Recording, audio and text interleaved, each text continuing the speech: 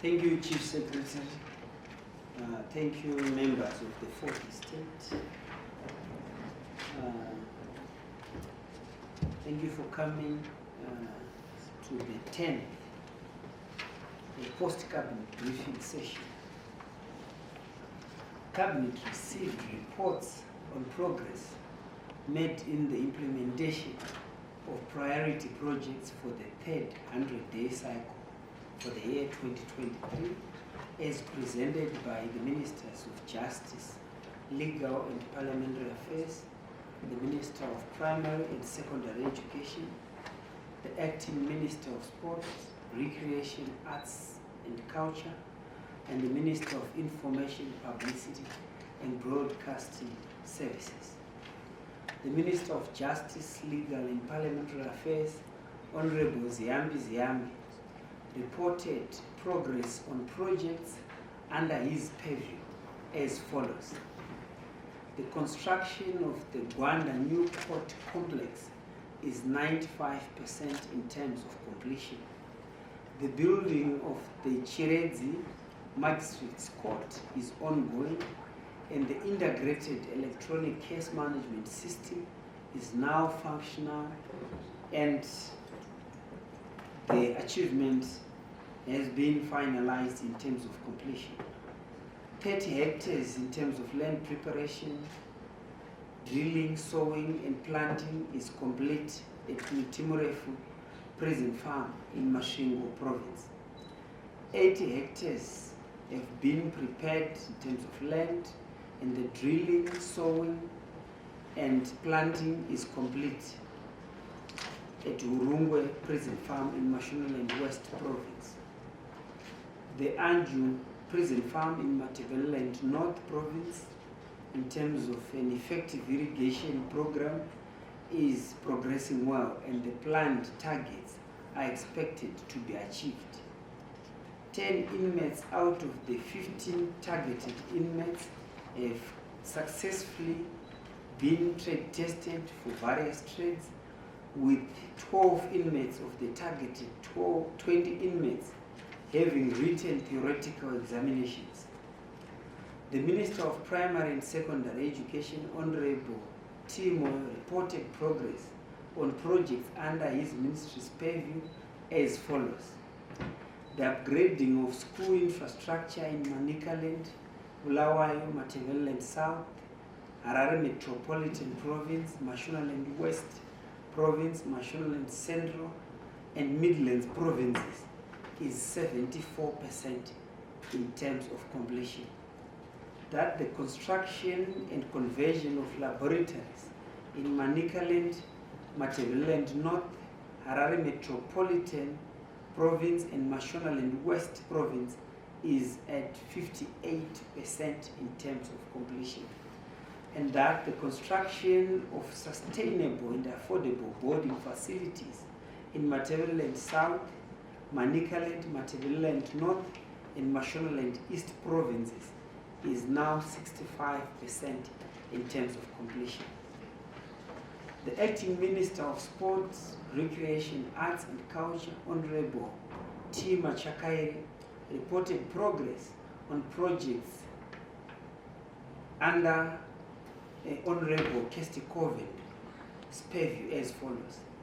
That a total of 32 district fitness and wellness campaigns have so far been conducted in districts and provinces, which include Harare, Tsovani, in Chiredzi, Harare, Lupane, Wange, Bulawayo, Mutare, Nyanga, Chipinge, Zaka, Bikita, and Masvingo and Bulawayo. The project is at 50% in terms of completion. Pertaining to anti-drug and substance abuse, to awareness programs involving culture and creative industries in terms of the general population were conducted in Masvingo and Mashonaland West provinces. And 301 artists were also trained in visual art, music, dance, theater, film, and fashion. The number of artists that have so far been capacitated reflect a 20.6% in terms of progress. That the digitization of the music sector is now at 70% in terms of completion. And that the film strategy development is now at 60% in terms of completion. The Minister of Information, Publicity and Broadcasting Services also reported progress on projects under the ministry's purview as follows. That the modernization of the central studio in Gweru is now at 70% in terms of completion. That the modernization of the Kulumani studio in Bulawayo is now at 70% in terms of completion. That the expansion of Star FM's transmission service is now 100% complete. And that the renovations of the Mbembesi community radio station is now at 20% in terms of completion. The Mbembesi community radio station is commenced broadcasting utilizing provisional studio equipment, supported by training sessions on governance, content production, and sustainability, which is being facilitated by the Broadcasting Authority of Zimbabwe. The undocumented national heroes or heroines obituaries production is ongoing, and that focus is now on the Chinoi 7 battle heroes. The Anti-Sanctions Summit was conducted and was successful, and the Anti-Sanctions Documentaries have already started. The Bioscope Interactive Outreach Program is being conducted in Mashonaland Central Province. Cabinet also received and considered and approved the principles on the amendment of the Criminal Law Codification Reform Act as presented by the Minister of Justice, Legal and Parliamentary Affairs, Honorable Ziyambi Ziyambi. The nation is advised that Section 81 of the Constitution of Zimbabwe addresses the unique needs and the best interest of children in addition to the rights and freedoms afforded to all citizens in the Bill of Rights. Section 81, subsection 1 of the Constitution of Zimbabwe defines a child as every boy or girl under the age of 18 years and further provides for freedom and protection of the children from all forms of sexual exploitation. The principles seek to amend the Criminal Law Codification and Reform Act by incorporating the constitutional definitions of a child and provisions on marriage. Furthermore, the provisions in terms of compliance with the Constitution of Zimbabwe should be made for all sexual offenses on Section 70, 76, 83, and 86 of the Act. The amendment proposes that provisions be incorporated in the Act which define the clause in age gap between minors and or an adolescent to avoid criminalizing consenting minors or a minor and an adolescent whose age range cannot be considered predatory or exploitative. Consultations conducted recommended 3 years age difference for this purpose.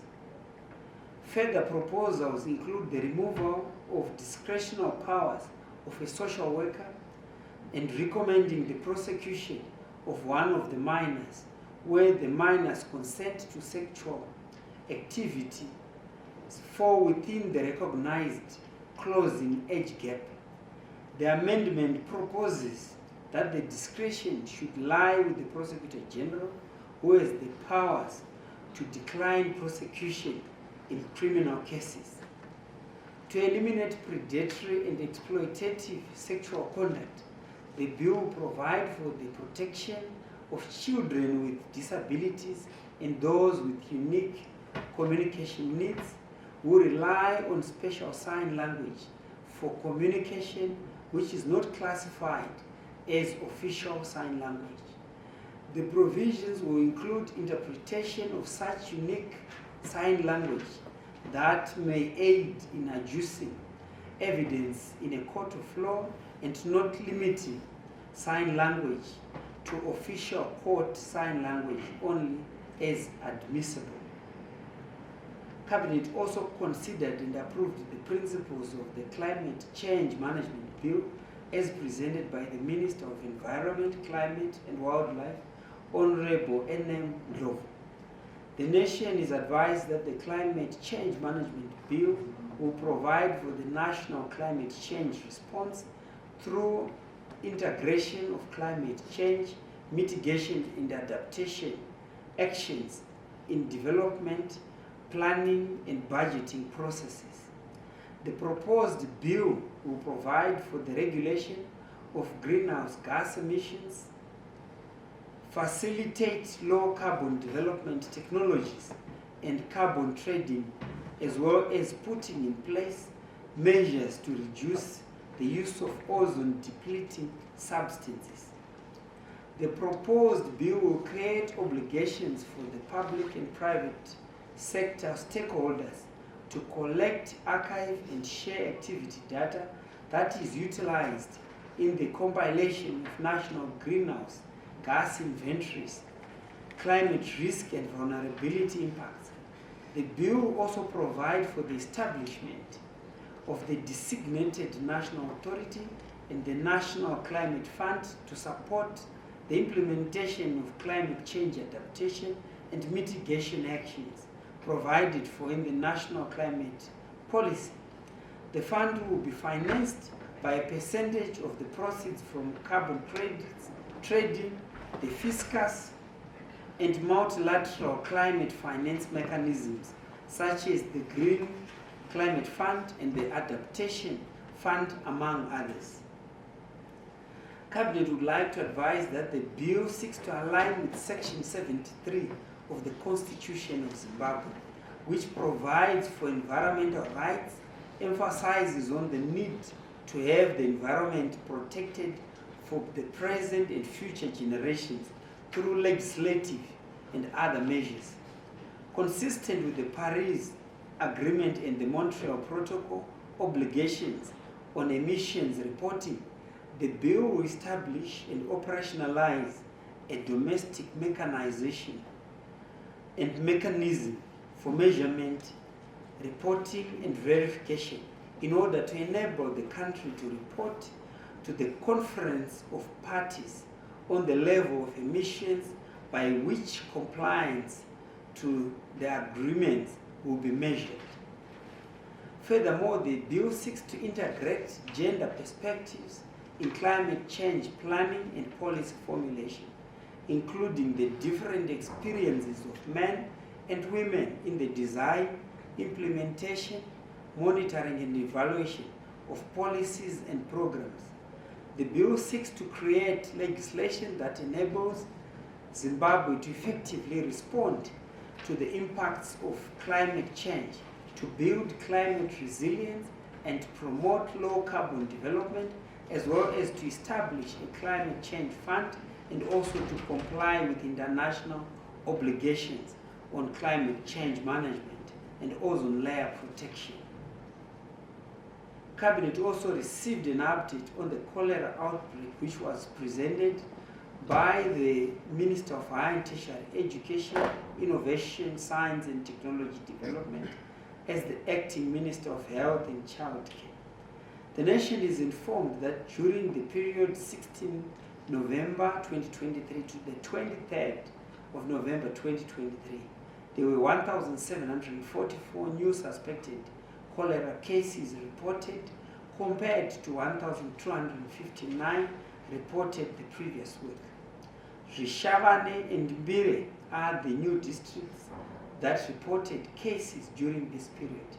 The highest number of cholera cases during this period were from Harare, which is 705, and Chitungu is 163. And the government is now intervening since councils are failing to discharge the responsibilities in terms of management.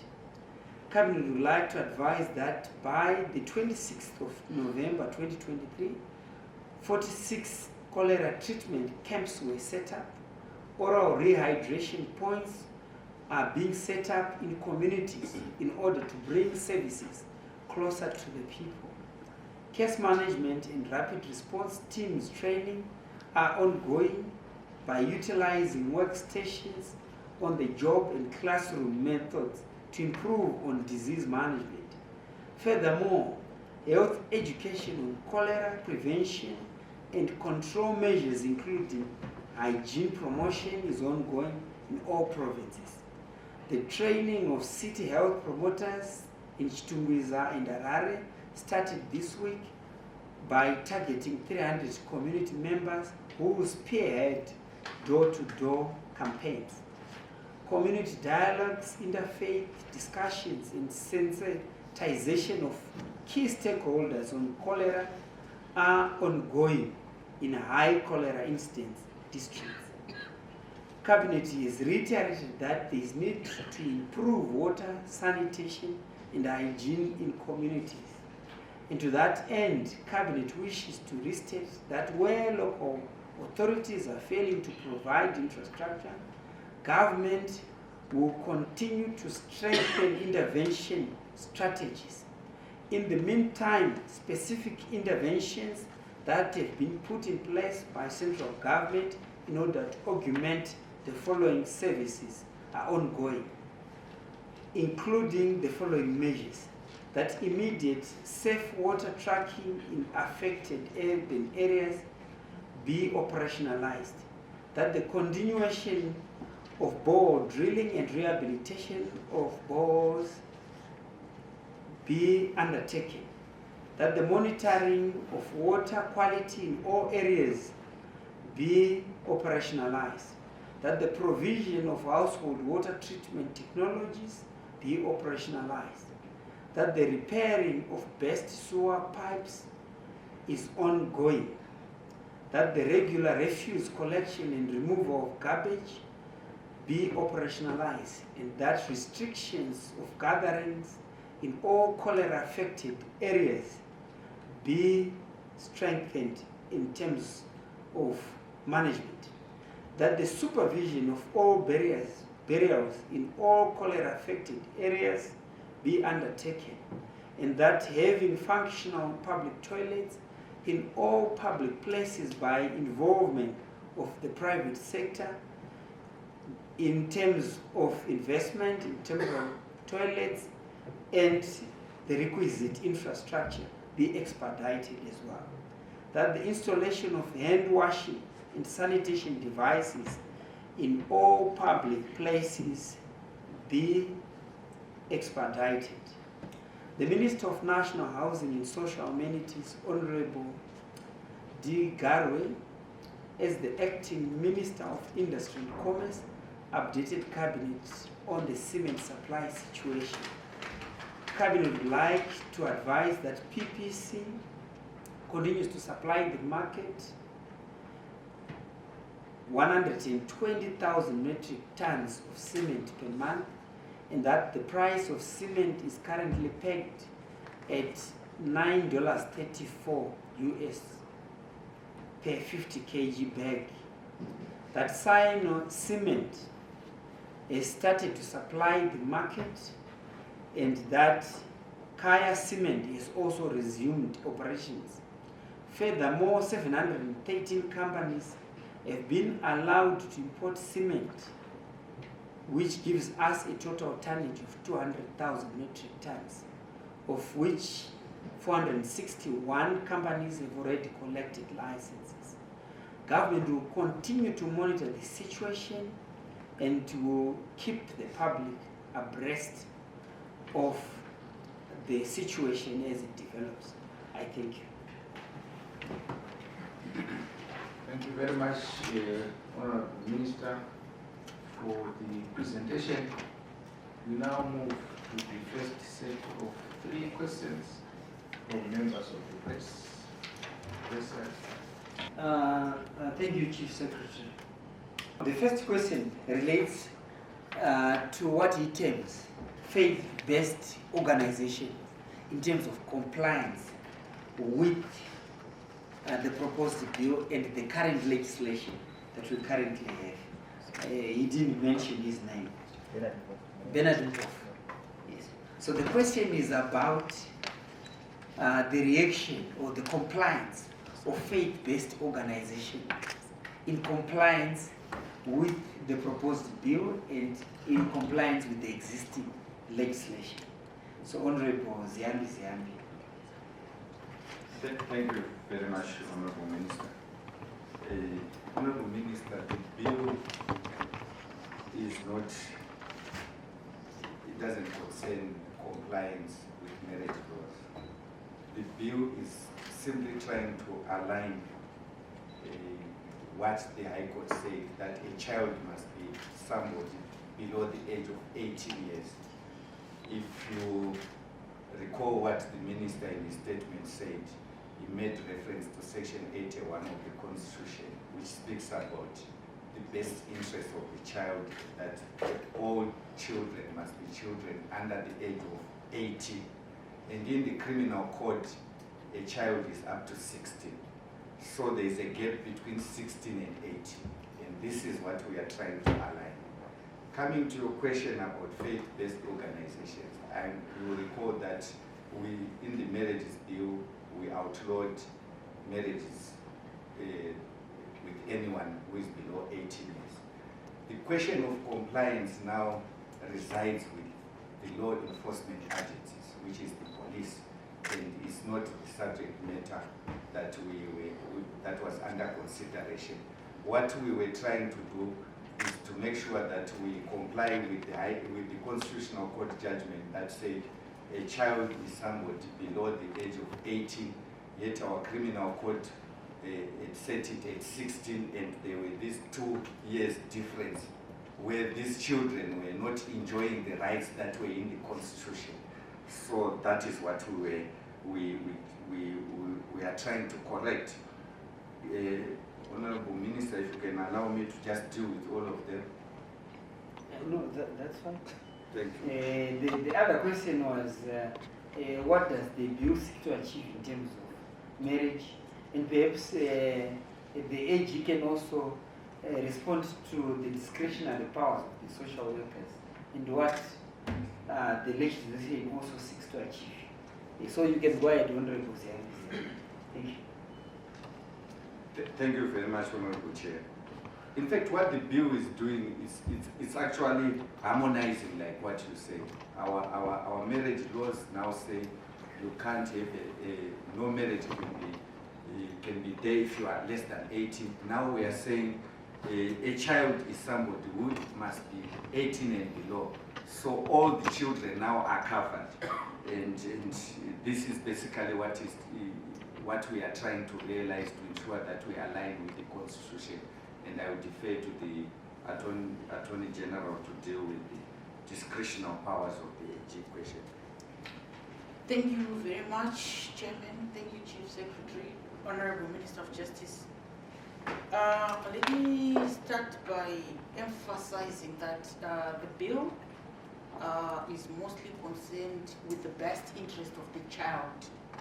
So if you look at it, the discretionary powers that are mentioned here, they make reference largely to the issue of sentencing. You may be aware that there are various sentiments which have been expressed in terms of meting out punishment to the perpetrators of this offense that we are looking at. So there may be instances, for example, where 2 minors are involved, an offense has been committed, one is consented, but because of the provisions of the law, the consent is not consent because the person is young. So what then is the appropriate sentence to pass? In the past, social workers would be brought on board. They would carry out interviews with the children and make recommendations to the presiding personnel in terms of what is the appropriate sentence to prefer. So this issue of discretion is based on the sense that the prosecutor general is dominus litis. When we speak of the prosecutor general being dominus litis, we mean he or she is responsible for all criminal prosecutions and hence has the discretion. So as such, the prosecutor general is allowed in some instances to decline prosecution of cases. So this discretionary issue is to the effect that instead of calling in a social worker to come up with a recommendation, why not allow the prosecutor general to exercise their powers in terms of the law and the constitution? Thank you, Chairman. The last question is to the acting Minister of Sports in terms of ensuring that there is compliance, relates to CAF compliance in terms of our preparedness. Over to you, Honorable Machakaya. Thank you very much, Honorable Mswere. I'm standing in for the Minister of Sport, Recreation, Arts and Culture, Honorable Consp Coventry. But nevertheless, I want to respond to Oli Sani, I think, on the state of preparedness as a government. Yes, it is a very, very important question that you have raised, but I want to assure you that as a ministry, sporting is one of our priority because most of our Zimbabwean people rely on sports. So as government, it is one of our major priorities to make sure that all our sporting facilities are upgraded to these levels that CAF can also be able to accommodate us as a nation. So let me say this, as the Minister of Sport, the National Sport Stadium, it is one of their priority projects to make sure that the stadium is fixed, and it pains for us as a nation to go to Malawi, Uganda, and we have our teams playing in Uganda, yet we've got good sporting facilities here. So I want to assure the nation that sooner you will see that everything will be in place, and we are fighting very hard to make sure that we meet the standards of the CAF. I thank you. Thank you very much, Chair and Honorable Ministers and AG for responding to those questions. Let us move to the last round of 3 questions from members of the press. The last round of 3 questions. Yes. Okay, Odin Ndori from ZBC.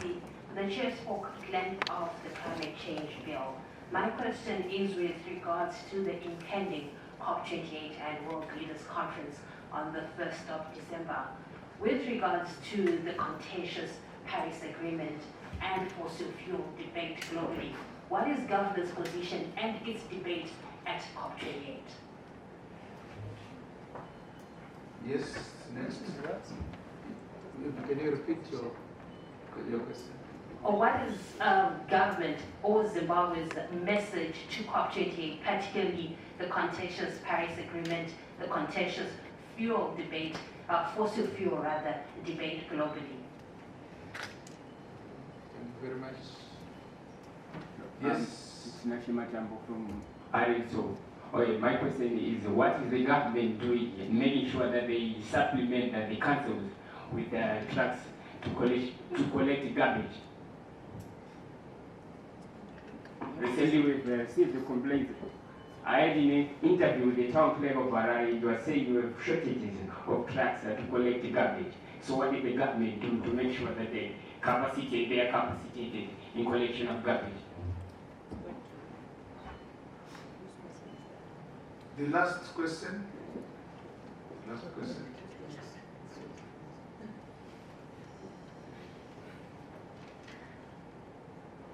There is no hand up. Chair, let us respond to those two questions. Thank you.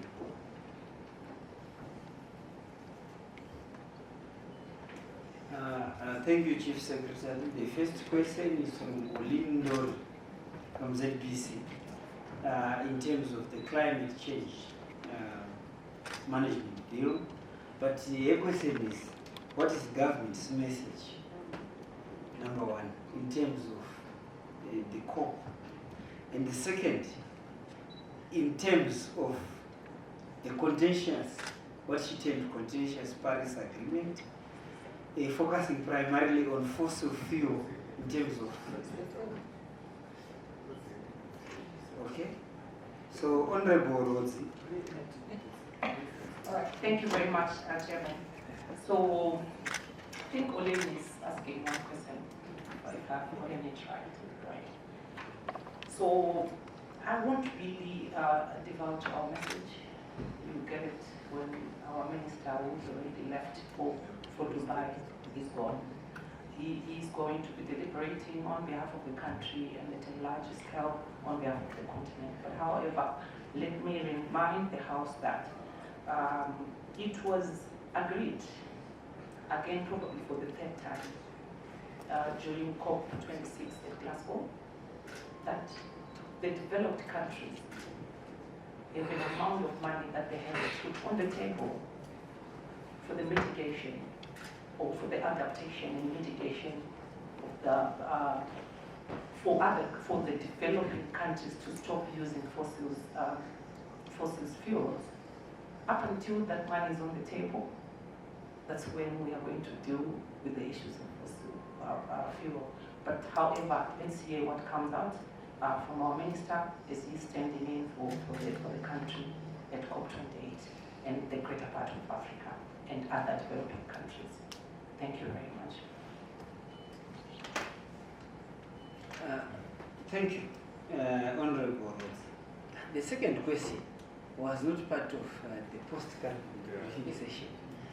You want to know, you said you interviewed the town clerk and he said he's having challenges with the trucks. That was not part of the post-cabinet briefing session. But what I can only assure you is that central government will intervene in order to ensure that garbage collection is achieved. As you are all aware that His Excellency the President has just been able to commission the Pomona project, which is also a part of the garbage collection ecosystem. But at the same time, CMD has also moved in to try and assist the city councils in order to repair and also resuscitate and also refurbish part of the council's infrastructure. Because generally, the city councils are failing, but primarily in terms of the infrastructure, which also manages a part of the health system.